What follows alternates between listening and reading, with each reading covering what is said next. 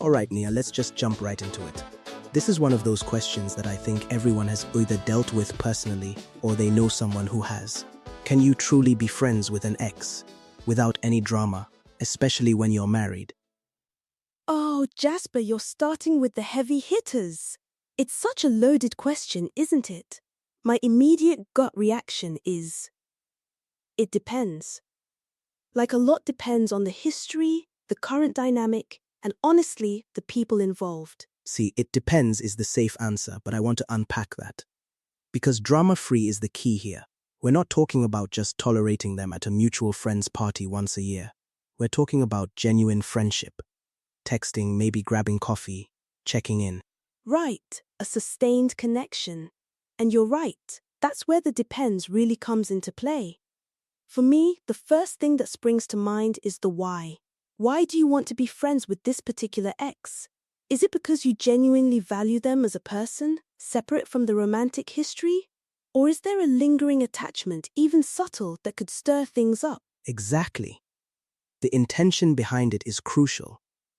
Because if you're married, your primary emotional investment, your primary partnership, should be with your spouse. And if your friendship with an ex starts to pull energy from that, even unintentionally, that's drama waiting to happen. Absolutely, and it's not just about your intentions, it's about your ex's intentions too. Are they truly over you? Are they respectful of your current relationship? Because you could have the purest heart in the world, but if your ex is holding on to something, or if they're looking for something more, it's a recipe for disaster. That's a massive point. You can only control your side of the street. And what about the current spouse? Their feelings are paramount here, aren't they? Because even if you and your ex are completely platonic, if your husband or wife is uncomfortable, that is drama. Yes, 100%. Open communication with your spouse is non-negotiable. You can't just spring it on them that you're grabbing coffee with Mark, my ex.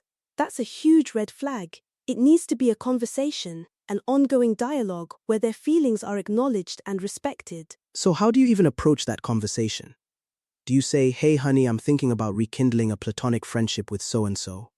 Or do you just organically let it happen and gauge their reaction? No, I think you have to be upfront from the beginning.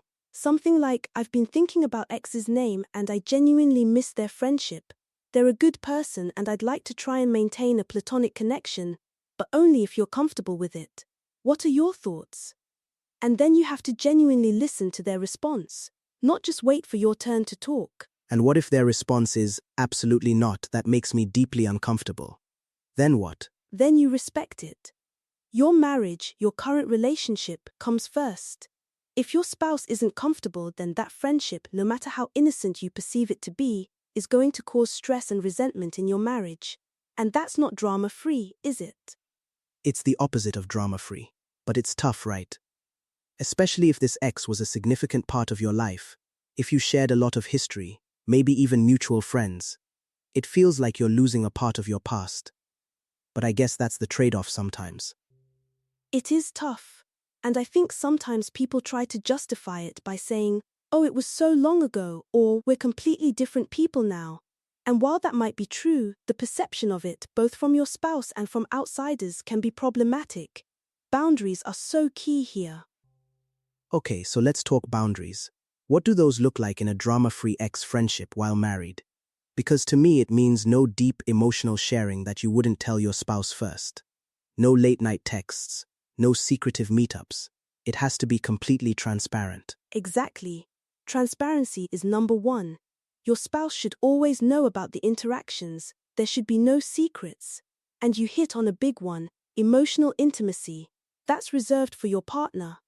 An ex-friend shouldn't be your confidant for marriage problems or even deep personal insecurities that you're not comfortable sharing with your spouse. That's such a slippery slope, isn't it? Because you've shared that level of intimacy with them before. So it's very easy to revert back to that old comfort zone without even realizing you're crossing a line. It's incredibly easy to fall into old patterns, and that's why I think for most people it's just safer to maintain a respectful distance rather than trying to force a friendship that requires so much vigilance and boundary setting. Sometimes the effort to keep it drama-free creates its own kind of drama. I can see that. It's like If you're constantly having to monitor every interaction, every text, every nuance, is that really a relaxing, genuine friendship? Or is it a stressful tightrope walk? Precisely. And let's not forget the breakup aspect.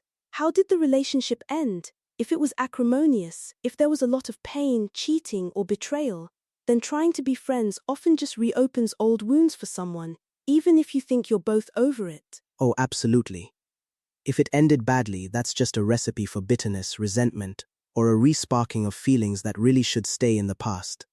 It's almost like trying to put a bandage on a gaping wound and calling it healed. And then there are situations like co-parenting. That's a whole different beast, right? Where you have to communicate, you have to have some level of functional interaction. But even then, the boundaries need to be exceptionally clear. It's about the kids, not about catching up on old times. Co-parenting is probably the one scenario where I'd say it's not just possible, but often necessary to have a friendly relationship. But it's a professional friendship in a way. It's about shared responsibility, not shared personal lives. The current spouses absolutely need to be on board and feel secure in that situation. Yes, it's a very specific context. And even then, I've seen situations where the co-parenting relationship got too comfortable, and it started to affect the new marriages. It's always about vigilance and respect for your current partner. So, to try and summarize this tightrope walk, Nia, what are your absolute must-haves for anyone even considering this? For it to even potentially be drama-free? Okay, my must-haves for a drama-free ex-friendship while married. 1. Total, unwavering transparency with your current spouse. 2. Your current spouse must be genuinely comfortable with it. 3. Clear, firm boundaries that are communicated to the ex and rigorously maintained.